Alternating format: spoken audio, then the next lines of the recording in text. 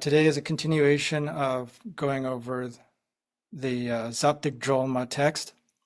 Last time we didn't really get into details too much, um, and I wasn't very organized last time. Sorry about that. This time I'll try to be a little bit more organized. Today we'll go over as much as we can. I won't get into too much of like how to practice tantra in general or anything like that. We're just going to go over the text and like how to do the ritual and a little bit of that kind of stuff. Before we start, I want to just say a little bit. So I got this book by Bokha Rinpoche called Tara, the Feminine Divine. And it's really great. If you can find a copy of this, it's really great. It's actually going over the Zabthik Drolma, this text that we're going over today. And it has a little commentary, instructions on this practice, as well as like history of Tara and women in Buddhism in general. So I wanted to just say a few things from this, read just a few things from this book real quick before we start. Just an origin of the Tara Tantra. So actually, the original Tara Tantra was revealed by Avalokiteshvara actually in a previous age or previous kalpa. And then it wasn't until actually Shakyamuni Buddha, the time of Shakyamuni Buddha, right before the time of his awakening, that he was sitting under the Bodhi tree. Shakyamuni was attacked by a horde of demons attempting to divert him from his goal of enlightenment. And at that moment, Tara appeared and with 8 great laughters made the demons fall to the ground and stopped them from doing harm. The Buddha then placed his mind in a state of perfect meditation and at dawn attained awakening. After that, he uttered the Tara Tantra. However, it was not that time when Tantra was being communicated to human beings, and it would be like centuries later that it was revealed.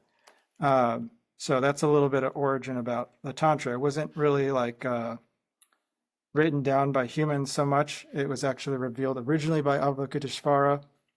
And then the one that we practice was uttered by Shakyamuni. And when he uttered it to gods and non-humans who were around. And then they kept it along with Vajrapani. And then later on, it was sort of revealed, sort of because it was in their mind stream, this person called Changja Gomen. He had like a vision of the deity of Tara. So when we're referring to the Tara Tantra, we're also referring to the 21 praises of Tara.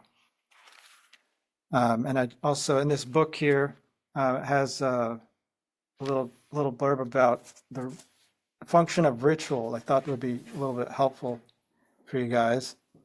And it's just this little short part here. It says, rituals may be extremely long or very brief, collective or individual, but their function remains the same, recalling the deity to mind and allowing the deity to leave a profound and beneficial imprint on us through deity meditation, mantra recitation, and other components. This imprint is formed by using all elements of our personality, body, speech, and mind. Physically, we prepare the shrine, place the offerings, and make sure that the shrine room is clean and orderly. Our body takes the meditation posture and is put to use in doing the mudras or hand gestures, inviting the deity, and so on. It is also the body which makes music offerings by playing the bell or other instruments. These various physical acts have no goal other than to increase the immersion of our mind in the ritual by the complete involvement of our person. Our speech recites the texts and mantras, which serve as a support to the activity of the mind. Words allow us to evoke what is conceived by the mind. Our mind, the main agent of the ritual, remains concentrated and present to what it does during all these phases, taking refuge, developing motivation of awakening, consecrating the offerings, inviting the deity, visualization, offerings, praisings, reciting mantras, asking forgiveness for errors made during the ritual, and so on. Understood in this way, the ritual acts upon our mind. On one hand, it helps to purify ourselves from the veil of ignorance and the other veils. So that's a little bit about the function of ritual. It's little bit foreign to us as Westerners, and we kind of see all these deities and everything in Buddhism, and we think, oh, it's like a monotheistic religion, isn't it? Like I thought it was atheist, or I thought we didn't believe in deities. So hopefully that helps a little bit. That all of these are all aspects of we're using our body, speech, and mind to purify our body, speech, and mind to accumulate merit and wisdom.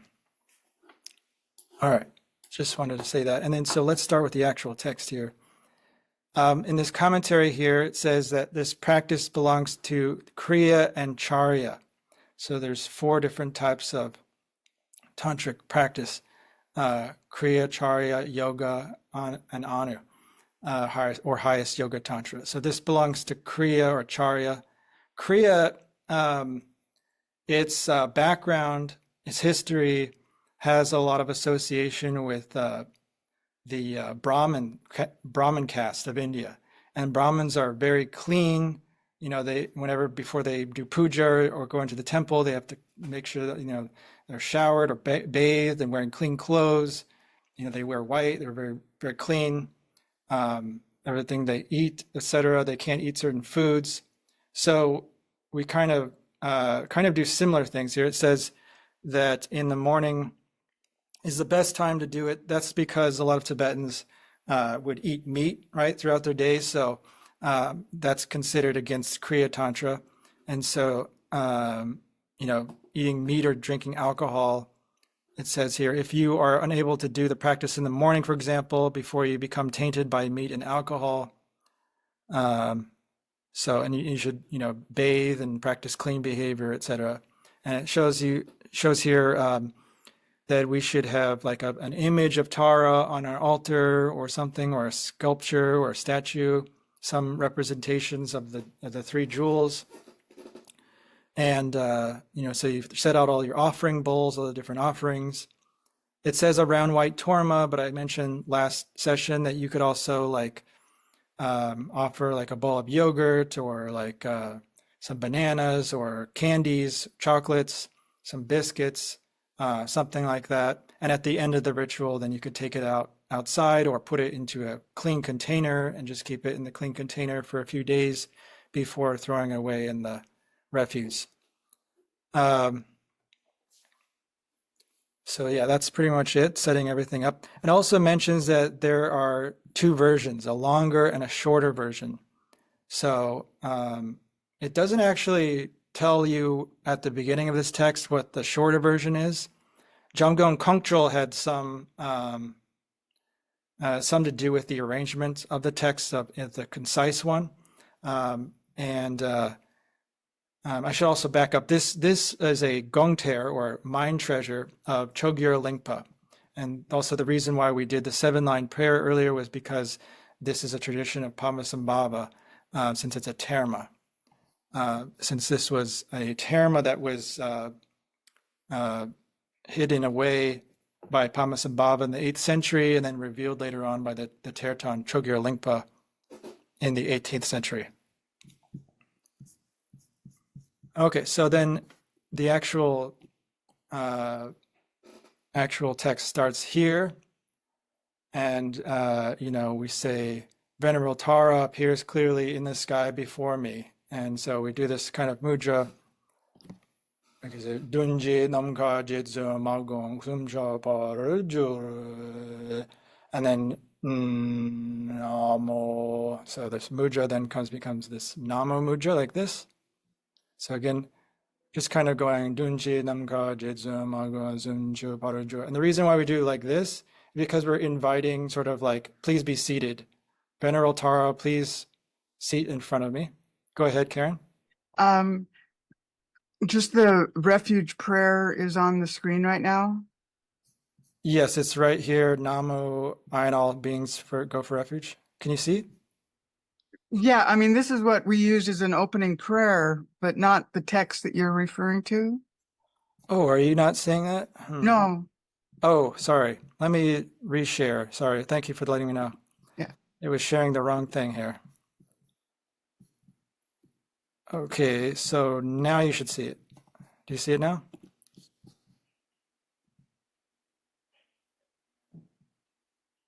Yes. Okay, thank you. All right, so let me backtrack. So I was referring to this commentary here.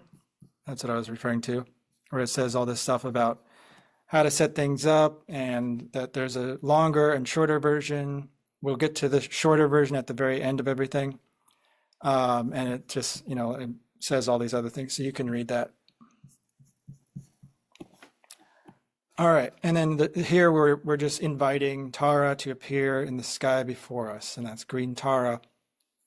Venerable Tara appears clearly in the sky before me. We kind of put our hands out like this. Like this. Dunje Namka Jetsu Magwa Sumpacho Para Juru. Venerable Tara appears clearly in the sky before me. Like this. And then our hands go like this. Namo, I and all beings go for refuge. Or you can do the melody in Tibetan. Namo Kunja Kung Jetsu Ma Daso Joko Chasu Chi Chanchu Mon Pe Sen Che Ne Samuel on La Ju Para Ji. So we say that 3 times. And then we continue on. What gathering the accumulations is referring to here is the accumulations of merit and wisdom. And what we're doing in the following verses here are the 7-branch prayer. It's the 7-branch prayer. So, when we read this in Tibetan, there's no melody. It's just sort of, there's no sing-songy melody. It's just sort of chanted in a monotone way. So like Jedzun, Pama, Drolma, Dan, Juju, Duzun, Jimba, Yijawa, Seishin, like that. Or you can say it in English, to the Venerable Noble Tara, I and all victors and their heirs in the 3 times and 10 directions, I pay homage with other faith, and so forth. And so all of this is the 7-branch prayers, all the way up to here. And then here, to bless the offerings, cleanse them with Om Vajra Amrita Kundali Hana Hana Hum Pe Om Subhava Shuddha Sawa Dhamma Swabhava Shuddho Ham. So here, the Vajra Amrita Kundali mantra here, we take the bumpa. I've showed that before. We take the bumpa and we sprinkle the offerings with that. If you don't have a bumpa, then you can use like a twig or some kind of stemmed plant and just dip it in some water, or like some kusha grass or something like that. And you just sprinkle. Every time we say Om Vajra Amrita Kundali Hana Hana Hum Pe, we're sprinkling the offerings, and referring to the offerings, that is all of the offerings. So the 8 outer offerings are your water bowls, and you have your whatever, like I said, the yogurt and so forth. You have everything out, or the serchum, whatever offering you want to make for Tara. Om Sabhava Shuddha Sawa Dhamma Sabhava Shuddho Ham. What that purifies is our concepts and our dualistic grasping. All dharmas are pure, and also I am pure. My nature is pure. And it says, thus purify. And then it says, in this realm of Pema Vuya, boundless in the form. So here you can start saying the melody again. Neyo Pema Ko Peshi Yidan Jenko Zema Par. So like that. And here we're going to consecrate the offerings. So that's what this section is about, is consecrating the offerings, basically blessing the offerings. And so it's going through all the 8 offerings here. Om Vajra Argyam Ahom. So Vajra Argyam Ahom. Om Vajra Pajam Ahom. Om Vajra Dupe Pushpe Ahom. Om Vajra Dupe Ahom. Benja Aloke Ahom. Benja Gande Ahom. Benja Navidya Ahom. Benja Shabda Ahom. Om Benja Saparana Kam. And then here we do just a short bell and damaru, like dun, dun, so it's like 1, 2, 3, 4, like that. And so that's the outer offerings. And here, so here we say, we put our Vajra up like this. And now we're going to kind of invite in the sky before me all the gurus, Buddhas, and Bodhisattvas of the 10 directions. I'm sorry, I did this a little wrong here. This part we do like this, and then we go in the sky before me all the gurus, Buddhas, and Bodhisattvas in the 10 directions of 4 times, Sama, Vajra, Sama, Ja, like this. So whenever we do Vajra, Sama, Ja, we're doing like this, which when our hands are crossed, it's kind of like we're inseparable, like the wisdom and commitment beings are inseparable. So the ultimate enlightened deities, wisdom forms are inseparable from the visualized forms. Like when we see them in front of us, they are actually the wisdom deities are in front of us. And so here now we put our Vajra up like this. For each and every protector, you vanquish the ferocious hordes of Mara. Bhagavan, you know all things just as they are. I pray you come here with your retinue. And here again, you have a melody. And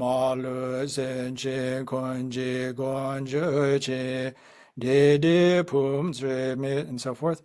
And then at the very end, I pray you come here with your retinue. You say you do the bell at the end there. And then this Pema Kamalaya Satam, like this. And this is offering a lotus seat to Tara. So offering her a lotus seat to sit in front of you, to stay seated. And I kind of explained this last time. What is the real meaning here? Offering a lotus seat is referring to wisdom, our own wisdom of, seeing things as, all natures are pure, all dharmas are pure, and so forth, and our nature of our wisdom of emptiness, our understanding of emptiness. So we're sort of offering her a seat, which means that we're basically maintaining our view through this whole thing. That's what this means, maintaining our view. Okay, so, and then the 7 branches. I prostrate to all lions among humans, as many as they appear, and so forth. This is all with the melody. The usual melody,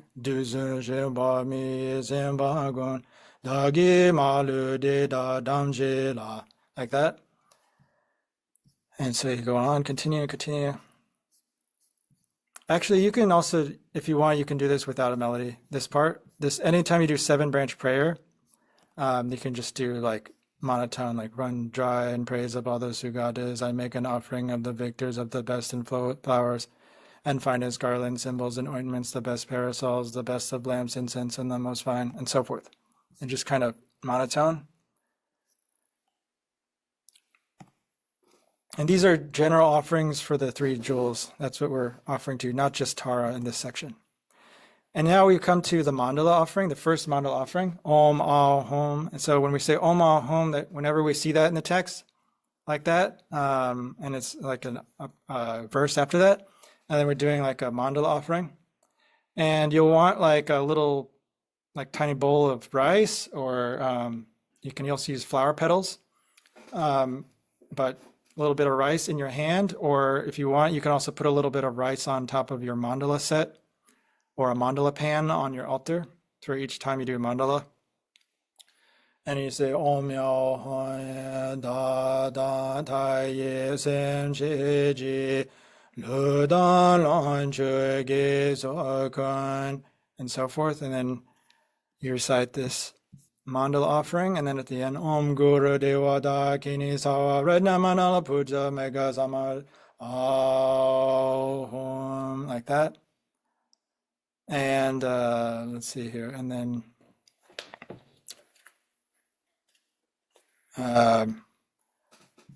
Namo Buddhas and Gurus Dhammas, let's see. Yeah, so here you just you can do just recite with the melody. Namo Sanji Chodan Ge Dan Dan Nama Yedan Kanju Dan, and so forth. This is kind of just like a prayer. All this is like prayer. Like, help us to all sentient beings Bless us that illness and harm be quelled, that our lives are long and merit increase. And bless us that we can accomplish Dharma. And then now, here's where we appear as Tara. So before, Tara was in front of us, and now, complete the moment I think of her, I appear as Venerable Tara, like Rang Ni Ge Je Jen Zhen Zhe Je Zhen Pa Me Ku Za Wei. I appear as Tara. On the moon in my heart is a green tom, and the tom is on, it doesn't say right here, but the tom is on a moon disk in your heart. It's standing upright. And actually, you can see the tom syllable right here in the Tibetan. If you want to, you can also visualize the letters TAM if that's all you can do, or that's what you're most comfortable with. You can just TAM, like standing upright. You can also do that. But it's really best if you can visualize the tom, green tom. All right, and that shines innumerable rays of light. The tom is shining rays of light, inviting to the sky before me all of Tara's 21 emanations. So then now in front of you, there's not just Tara, but there's also Tara and all the 21 emanations of Tara, like billowing clouds. It says, so they're all and also all of the rest of the Buddhas and Bodhisattvas and everyone else, all in front of you along with them. All right. So, and then here we our melody is slow. So this part is really putting a lot of oomph into your invitation here. So it's like Tai Che Me O Sai Che Ke Ye Ga Me Pa Me Ye She Ku Gan Du Ju Chu Ja Wa Sha Su Shi Aya Ta Ya Za. And each 4 lines you do the bell. And when we're inviting, whenever we're doing inviting, we hold the vajra up like this with our finger, not like in the praise gesture, but in inviting and commanding and so forth, like this. Most of the time, the vajra is held like this, whenever we're holding the vajra for doing something. All right, and so then we continue on, and then on the last line, as I make offerings to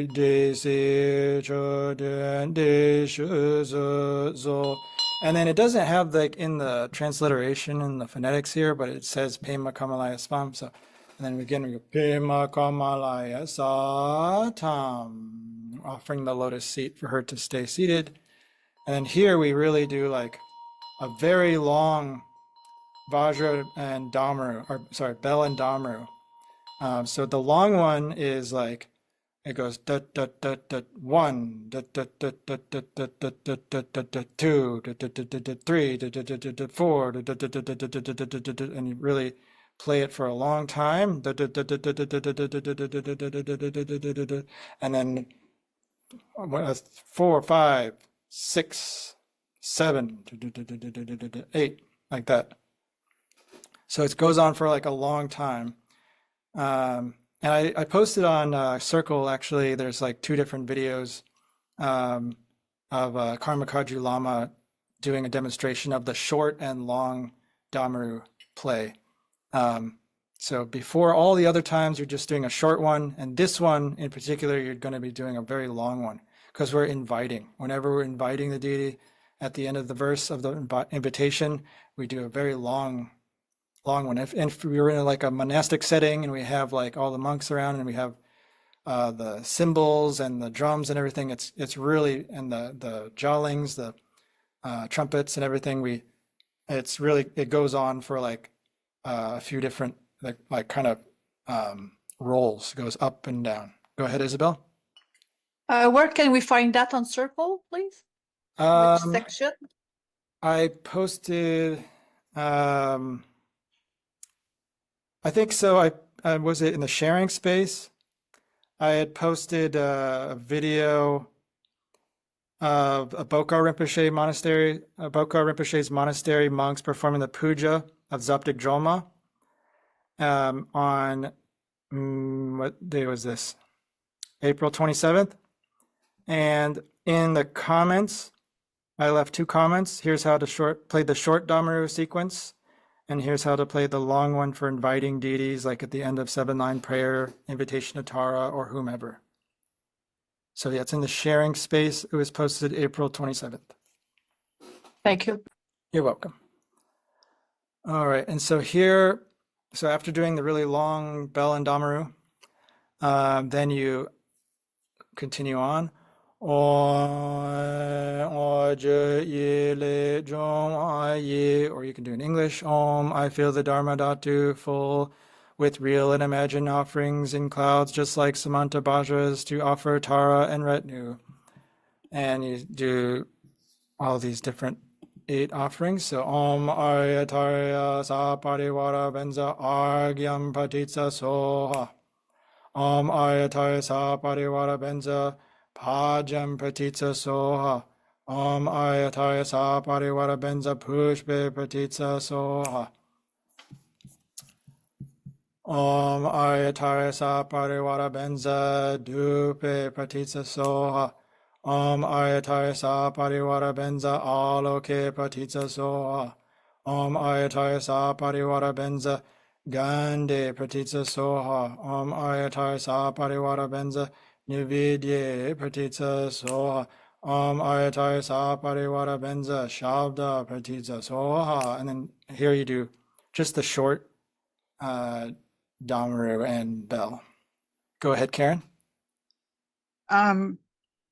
Why, if there's a section where we're just reciting in English, what is the purpose or the benefit of reciting in monotone versus just normal speech? Yeah, good question. It's up to you how you want to do it, but if you can do it in Tibetan with the melody, it's best because really the blessings of the lineage is in there, and we don't really have all of this text translated in a way that fits the exact cadence of the Tibetan syllables. The 21 Taras praise and the benefits in this text are done that way, and you can do the melody the same as a Tibetan. It is, I think, really important on your own to do it in English, though. As a group, it's very good that we could do it together in Tibetan, and we come together, and there's like a lot of blessing and everything. But to really understand it better, to know what you're saying, that's really important, not just to say words like a parrot. It seems to me that just being monotone doesn't necessarily enhance anything for me. So that's why I wanted to ask. If I'm reciting in English, a portion, how is that an improvement? I mean, why do the Tibetans recite in monotone? That's the tradition. Again, so I'm saying that's the closest thing we can get to staying within the tradition and the blessings of the lineage. So there's that part. And also, like, as I was kind of pointing out in this book, this is a really great book. It's really easy to understand from Bokar Rinpoche. And he was saying, I was saying kind of like earlier, was like about the thing about ritual is we should actually say the pujas out loud because it's actually connected with our speech. We're purifying our speech, and it's kind of just activity of our speech. If we just kind of say it silently, then it's really just activity only of our mind, not of our speech as well. So every day, most days we're talking to people, we're saying like an ordinary speech, and we're doing ordinary things with our voice. And so this is one way where we take a break from that. In a way, we're purifying our ordinary speech by reciting the puja, just like we do with mantra. But this is with the puja and the offerings, and we're saying these things to make a connection with Tara, to accumulate merit and wisdom. Now, when I first bought that book in 2007, none of this was familiar, and so I really couldn't relate to it. But Yeah. I have more experience now. Yeah, it's up to you if you want to recite it in monotone. I just that was my suggestion because a lot of other sanghas also do that if they ever do stuff in English or their native language, they'll recite it that way. Or Chinese people will recite their text Chinese in a monotone way or whatever, or Japanese or Yeah, it's just whatever. I Mhm. just didn't know, so you know just it's helpful to know why. Thank you. Yeah, it's just tradition, I guess. It's also kind of, I think, more respectful and also keeping a certain cadence with the way you talk is not just ordinary speech. That what we're doing here is special. It's a special puja. It's um, a special time, right? A special time and place where we're doing something that's not ordinary with our speech. Okay, and here we go again. We have another mandala, and again we take a little bit of rice and in our palm, or we could put a little rice on mandala pan, or you can also use flower petals. And we do the mandala offering here. And here we finally have the 21 Tara praises here. And so a little bit about 21 Taras and how it's recited. I think there is a bit by Boker Rinpoche actually.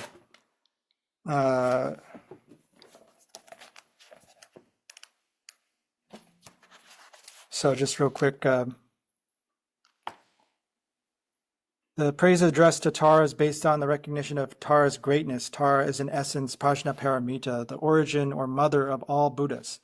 She also gathered into herself the activity of all the Buddhas and Bodhisattvas. The quality of her body, speech, and mind are infinite. Therefore, she is worthy of our praise.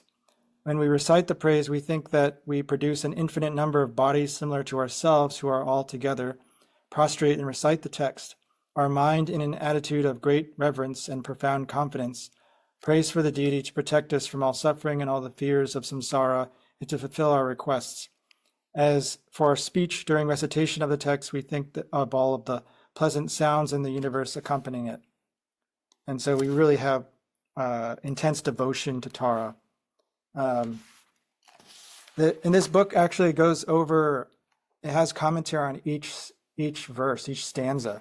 And so you can go over that in your own time. It's a really great book. So in the monasteries, so they always recite this first part, homage to the Venerable Noble Tara. They always say this first part, but they skip over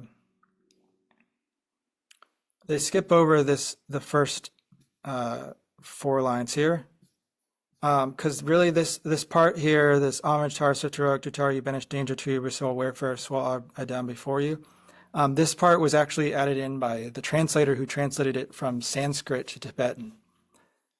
This is the way I understand it. I could be wrong about that, but that's what I read. And Rinpoche says in the monasteries they don't recite these lines. They just go straight to they first start Om Jedzim Bama Droma La Chaza Lo.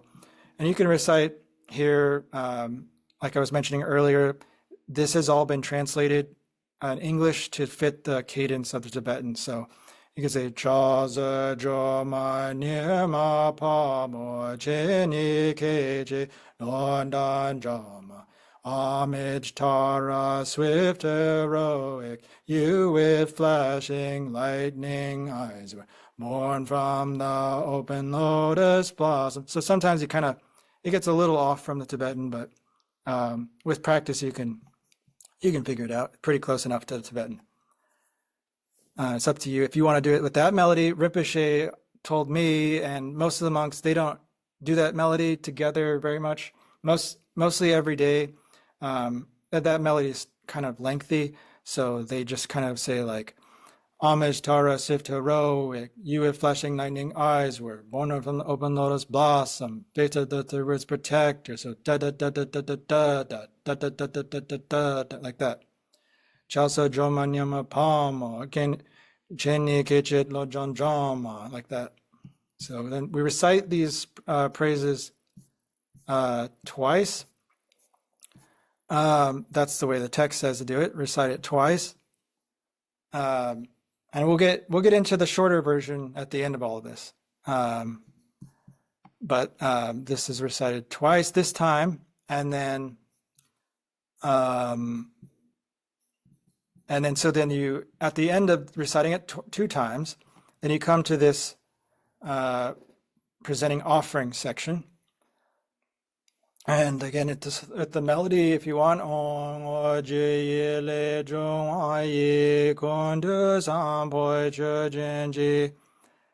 you can do it in English, whichever you want. And then these are the outer offerings again. Om Arya Tari Sa Pari Vara Benza Agam Patita Soham. Om Arya Tari Sa Pari Benza Pajam Patita Soham. Arya Tari Sa Pari Vara Benza Pushpe Patita Soham. Arya Tari Sa Pari Vara Benza Dupe Patita Soham. Arya Tari Sa Pari Benza Aloke Patita Soham. Arya Tari Sa Pari Benza Gandhi Patita Soham. Arya Tari Sa Pari Vara Benza Nividye Patita Soham. Om Arya Tari Sa Pari Vara Benza Shabda Pratita Soha, and then again, Bell and Damara are short. And then here again, this is a mandala offering. Remember, every time it says Om Hum, it's mandala offering. Go ahead, Isabel. What is Shabda again in the offering? Shabda is music. Is the music, okay. So like when we do this, it's like the drumsticks. Like that, drumsticks. Thanks. Yep. And my ritual teacher in the monastery said, don't go like too big with the shabda. It's just kind of like very small motions like that. Shabda pratita soha. And again, the mandala offering. And then it says, after 2 recitations, recite the stanza below. And you recite this in her right hand in the mudra of giving, changes to the mudra of refuge. So giving, refuge. So her hand goes from like this to like this. Sheltering me and all to protect, relieving us of every peril. And then you recite again 3 times. And after the 3rd time, you come back again, you do these offerings. Same one with 2 times. You do all the offerings again. And then when you come back from doing it 3 times, you skip this verse and then you go to this where it says, a stream of nectar flows from Tara. Actually doesn't say here where, but on the commentaries it says it comes from her toe. So her toe is kind of, her leg is kind of, her right leg is sticking out. And from her toe comes down into us. A nectar comes down from her toe and flows through us and filling our bodies, comes through our crown and filling our bodies, and receive her blessings in full, it says. And then you recite the 21 Taras 7 times. And when you get done with 7 times, then you can just click on recite the benefits if you have the EPUB, or go to the benefits section. Oh, that didn't work. Sorry about that. Let's see here. And there's like a bug with Apple Books where I think they haven't fixed it, where sometimes if you click something in the menu, it goes to the beginning, which is weird. Okay, so at the end of 7 times, and you recite the benefits. Benefits are here. So you could either just wise ones with sincere devotion for the Devi who recall her, or you can say with the melody, wise ones with sincere devotion for the Devi who recall her, rise and chant them at dawn and dusk, will gain reprieve from every peril. So these are the benefits. You recite that just once. And then here we have the Torma offering. And again, we have to sprinkle the offerings. Let me backtrack one thing. Every time that we do an extra set of the 8 offerings, my ritual teacher said usually you put a little bit of extra offerings, like a little bit of extra water on, if you have like water bowls, like each time you can put a little extra water on each one, or if you just have the bumpa next to you, you can just sprinkle that. That's more elaborate. Like that's something you would probably not do by yourself. That's just good to know if you're in a group of people and you have somebody that can help you with doing ritual, then that's what you do. You kind of put a little extra each time. And so here we sprinkle the torma or the yogurt or the serchem or the candies or chocolate or whatever we have, whatever torma substitute we have, or if you have a real torma, the kartor, white torma, that's great. I can teach how to make those in another time. So you just purify that. And Om Sabhava Shuddha Sarvadhamma Sabhava Shuddha Hum. From the empty expanse, and here again with the melody if you want, the usual melody. Empty expanse, and Om becomes a vast, supreme, and precious vessel. Usually it's like a kapala, big kapala. It's a precious vessel or some kind of big bowl in front of you. You're visualizing like this huge, vast, like big as the whole universe. And inside, the three seeds, Om Ahom, turn into the torma. So when we say Om Ahom, it turns into a torma inside. So we're visualizing all this in front of us, and we also have the actual physical offering. So they're both, and they're kind of connected in that way. We say Om Ahom, Om Ahom, Om Ahom. And here we do the mudra for offering the torma and to a retinue. Om Ayatara Sa Parivara Idam Balingta Kaka Kahi Kahi. Om Ayatara Sa Parivara Idam Balingta Kaka Kahi Kahi. Om Ayatara Sa Parivara Ben Balingta Kaka Kahi Kahi. And then Om Akara Mukam Savadamanam Atina Panatata Om Ahom Beso. Om Akara Mukam Savadamanam Atina Panatata Om Ahom Beso. Om Akara Mukam Savadamanam Atina Panatata Om Ahom Beso. So I've seen that one done a little bit differently. So mostly in like the room, like Karma Kaju, Karma Kamsang, most monasteries I see actually they do this one like this, like Om Kara Mukam Savadamanam Atina Panatata Om Ahom Beso. But some just do like this. Om Akara Mukam Savadamanam Atina Panatata Om Ahom Beso. Just holding the fingers together instead of like pointing a gun kind of thing. So there's two different ways. I've seen both. So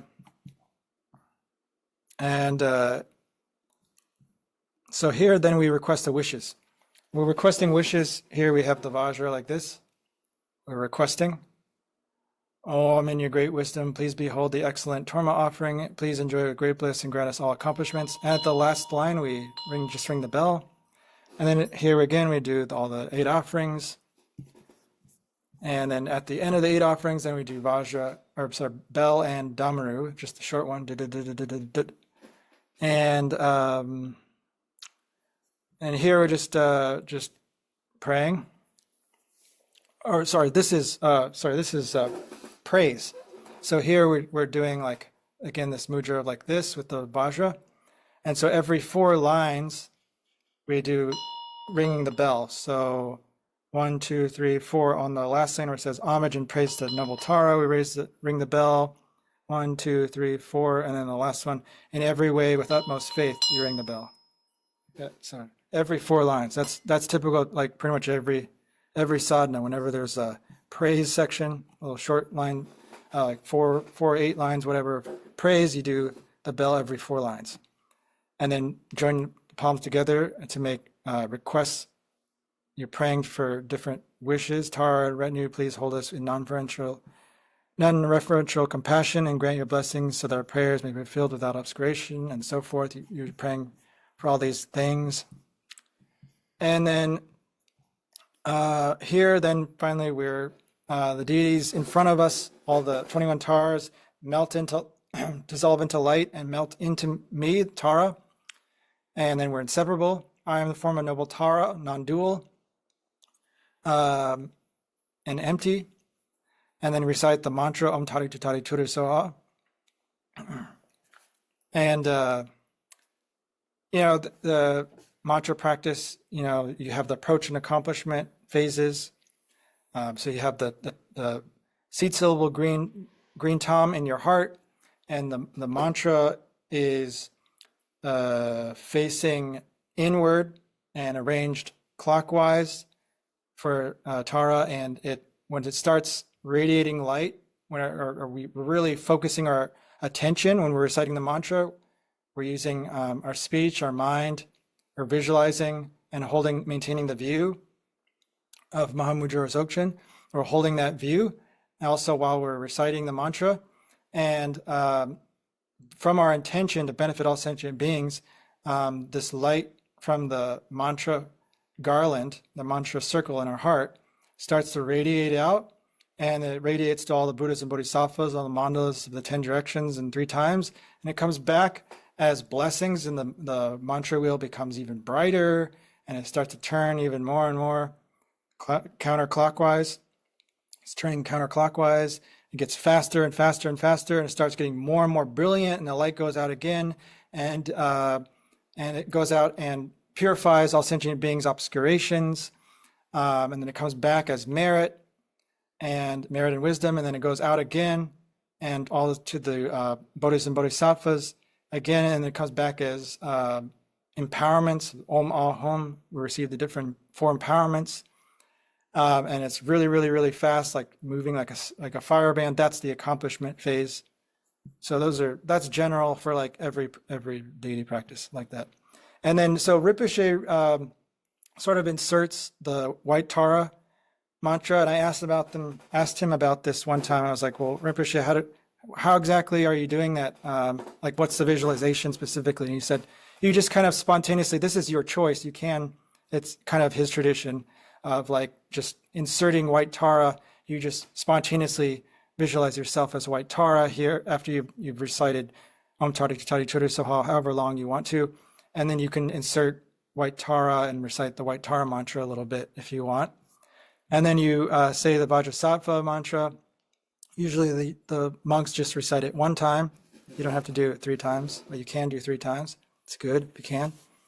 And you request sort of forgiveness for any mistakes you've made. And so you recite that.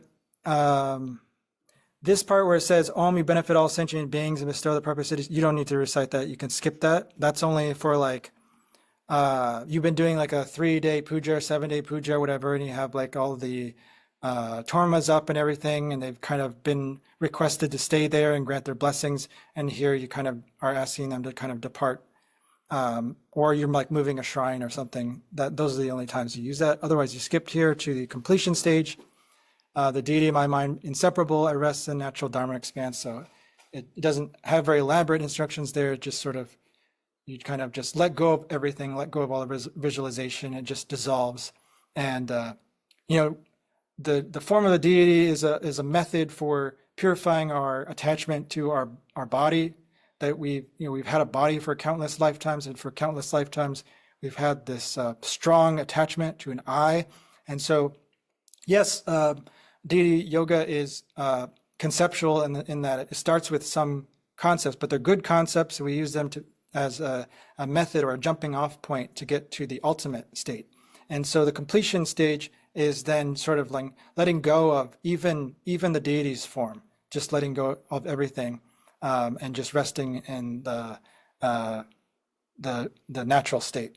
So, and then we just dedicate Gewadi Nudidad, Pama Droma Drupjani, and so forth. And then here with the short verse of auspiciousness, you can just take a little bit of rice, hold it while you're reciting the verse. And at the very end, and this one is also kind of usually in the monasteries recited very slow, like Yi shi no dang bo ba zang bo ta sang pe dang guan to me so zi, even slower than that. And then at the very end, then you throw the rice or the flower petals up.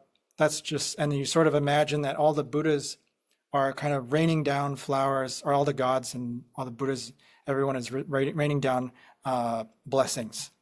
So that's kind of just their way of thinking of that. And when you throw that up, it's just kind of raining down all kinds of blessings everywhere. And so that's pretty much it. Then you You can recite this other praise if you, or other prayer here if you want. You don't have to. Usually recite some long life prayers for Rinpoche and so forth. You can do that kind of thing here. And then usually after Tara, it's traditional to do Ryut Sangchut, smoke offering. You can also do that. Raise prayer flags, do smoke offering. And really quick, I know we're really running out of time here, but basically at the end of this, you can just read it yourself. It actually shows you how to do the daily short practice. So there's some parts where you can just skip over. And you just basically what it's saying is you can just recite the refuge and everything at the very beginning and then skip over all the way until where it says, complete the moment I think of her, I appear as Venerable Tara. And then it says, recite the offerings, mandala, and praises 3 times. And on the last time, recite the 21 homages 7 times and so forth. So that's just one abbreviated way to do it. But on another session, I'm not sure when, maybe in a couple weeks or so, we can go over Rinpoche's Tara text and just kind of how all of this relates to Rinpoche's very, very short Tara text. Any questions?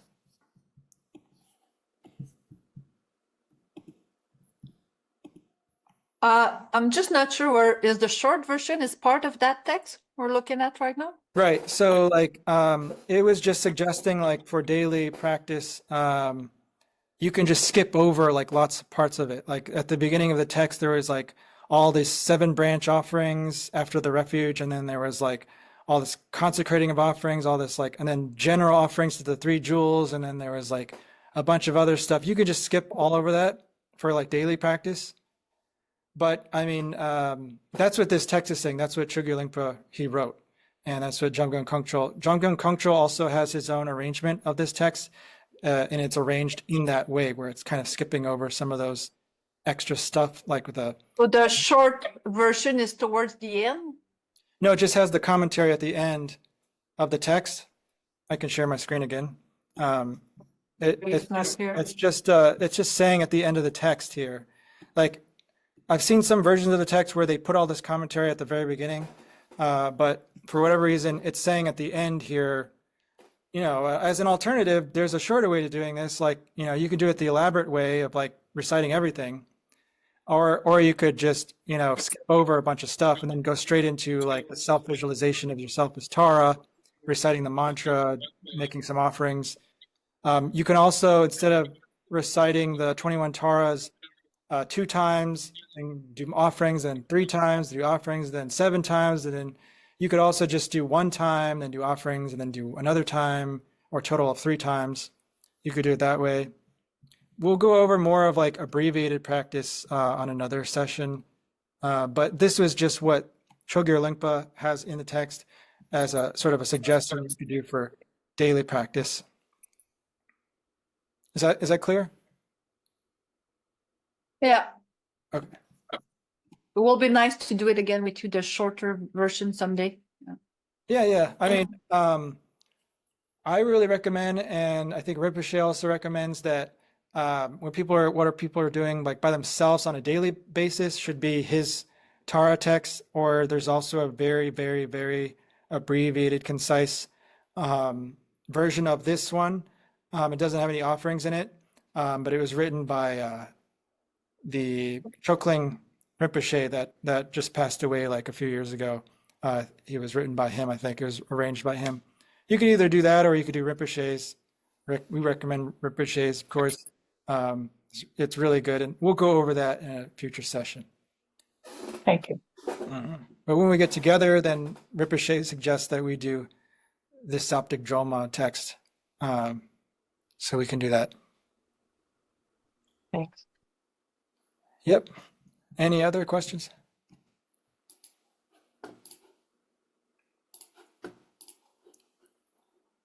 All right. If not, then let's dedicate. Changchu Semcho Rinpoche Maji Panam Jenje Jepa Nampa Mepa Yang Goni Gondu Pelwa Shu.